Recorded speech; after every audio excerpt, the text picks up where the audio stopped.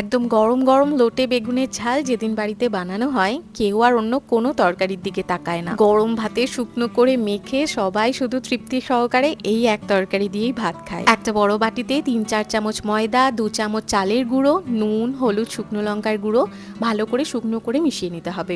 আগে থেকে ধুয়ে ছোট করে কেটে রাখা লোটে মাছ এই শুকনো গুঁড়োর মধ্যে ভালো করে মাখিয়ে নিতে হবে। এবার কড়াইতে সর্ষের তেল ধোয়া ওঠা গরম করে লোটে মাছগুলো একে একে ছেড়ে দিয়ে প্রথমে এক পিঠ লাল করে ভেজে উল্টে অপর পিঠ লাল করে ভেজে ভালো করে তুলে নিতে হবে। এরপর এই মাছ ভাজার তেলে গোটা গরম মশলা, শুকনো লঙ্কা, জিরে ফোড়নে দিয়ে মিহি করে কুচিয়ে রাখা পেঁয়াজ নুন দিয়ে লাল করে ভেজে নিতে হবে।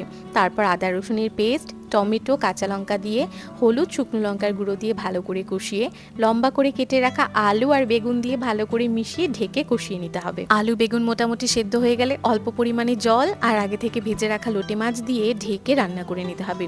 আর নামানোর আগে ধনেপাতা কুচি, কাঁচা লঙ্কা দিয়ে নামাতে হবে।